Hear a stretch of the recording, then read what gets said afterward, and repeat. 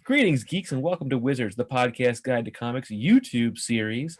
I'm Michael, I'm Adam. and this is Gimmicks Grab Bag.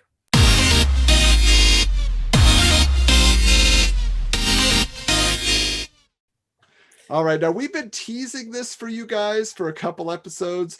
We've been sprinkling it into our other little, holiday episodes that we wanted to start sharing gimmick covers. That's such a big part of 90s comics. That's what gets talked about so often as the main point of reference.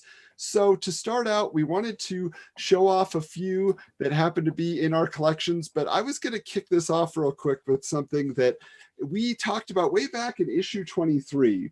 Now, what you're seeing here is not very exciting. The reason being, this is a full text ad from something called Art Comics, okay?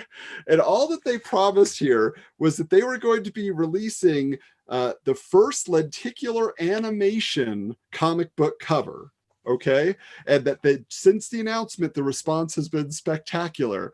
And they also mentioned, most of you don't know who we are. And I don't know that anybody was after seeking them out. But I had to know, because they were not showing any pictures. They weren't promoting their characters. They're literally just saying, this is a gimmick, and you will want to buy the gimmick, regardless of what's on it, because it's the first ever lenticular animation cover. And you have it, I assume. Yeah. Can you describe what lenticular means, Michael? How would you do? Reflective, you can move it and kind of get different, if you sometimes you showed that one with the skull in the head where Resurrection Man number one. Yeah. The angle would change and you'd see different things. They usually have like a mesh kind of a feeling when you run your fingers on it. It's got this like little tactile feel to it, which has always been kind of a cool thing. Usually when you turn it, it reveals something you didn't see before. Yeah, exactly. So they're excited. They're saying it's a full lenticular cover. It's animation. It's going to change all these things. So yes, of course I picked it up. And here we have our comics premiere. All they did here, I don't know if you can see, is they glued on a card, a card to the front that is supposedly lenticular. I'm going to try to get it to work for you. I just saw it go, yeah. Yeah. Does that look like animation to you, Michael? Is that really moving? And does that look like a full cover either? No. Look, it's primary colors that somebody painted on. And then this, if you can see the glue, they didn't even glue it on well. This is probably the most disappointing gimmick, but from the ad that we got, I mean, this is pretty much what you would expect, Wow. What's the art look like inside? Yeah, so the art inside is, there you go. Amateur. Okay. So basically what they're doing is they're showing off a bunch of different characters that they're trying to get people interested in. What I will say, having read it, it's not terrible writing. The art is not the worst I've ever seen, but it's still pretty bad. But it's like if somebody that they got that was talented to handle this was able to do the art, I think it may have had some legs, because the characters are okay. Like, you could have put them at Defiant and maybe people would have bought it. But when you advertise a full lenticular cover and you get a postcard size glued to the cover, and I bet you if you bought multiple copies, that little reflective sticker essentially is going to be not the same spot. I bet you they did that in the office. Oh God, we got to glue these on. Yeah, it's definitely off center here, as you can see. You can tell. Look at I don't know if that happened. I can even see at the bottom. Look at the bottom, the bottom row where the purple is. It's not straight across the bottom. Wow, weird.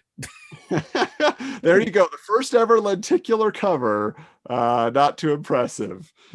All right, Michael. Well, I think the House of Ideas had a few new ideas for gimmicks. What do you have? So I didn't know if I had a lot of gimmick covers, but I did happen to find this one, which, again, this was not a comic that I bought. Someone gave to me, but it is this Hulk cover, or the Incredible Hulk, really, with and the interesting thing about it, the reflectiveness is really cool, and I like the look of it a lot. It would be a cool poster, I think, too.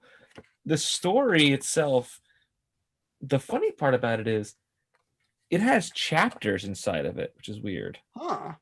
Like it says like part 1, part 2, and like multiple chapters throughout what the pages are, and it's a fairly long story.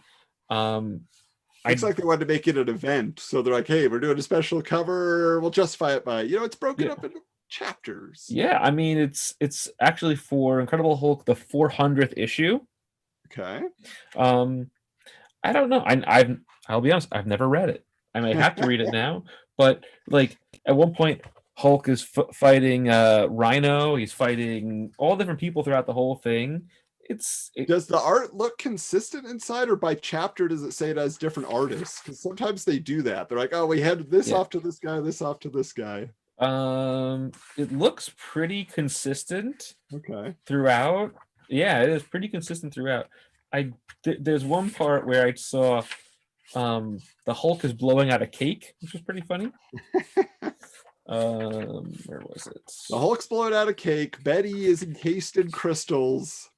Sounds like a banger issue. I'd be excited. Oh, congratulations, Hulk. But so she's got red hair right here, right?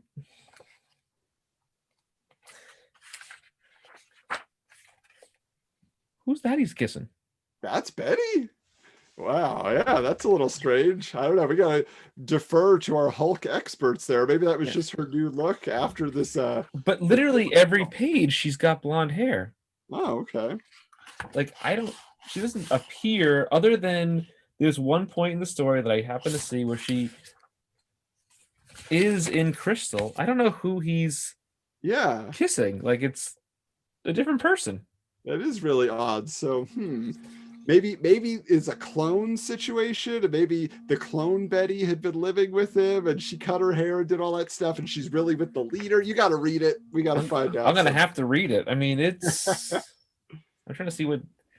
But here's what I would say: like on the gimmick meter, that feels justified because, like you said, it's issue 400. It's a milestone. Let's do something big. Make it shiny. Yeah, it's a really really nice looking cover. Again, I'll have to read the issue. It's the 30th anniversary of the Hulk as well, because it says 62 to 92. So it's a milestone issue. Yeah, I'll have to read it and figure out what it's all about, and I can report back. Well, everybody, thank you for watching the first installment of Gimmicks Grab Bag. Hey, comment down below if you have one of these comics in your logbox. If anybody has that Art Comics premiere, I'll be very, very surprised. I'll be surprised. Have you looked on eBay what it's worth or what it costs? Yeah, it's very cheap. Yeah, it's that nobody is proud to own this. They're ready to pass it off to the next person. Somebody as dumb as me who wants to buy it. Yeah. You do it all for the listeners. Exactly. the podcast faithful that love us, and they're like, yeah, let's see what you got. But I got something in the mail yesterday. Oh. First, I got a package, and in that package was the aforementioned in a previous episode, Superman, Madman. I haven't read them yet because I literally just opened the box this morning. Then I got this issue of Wizard in the bag. Who is that? Michael. What are we doing? What are we doing? I don't know anymore. I don't know where I am anymore. It rhymes with hit.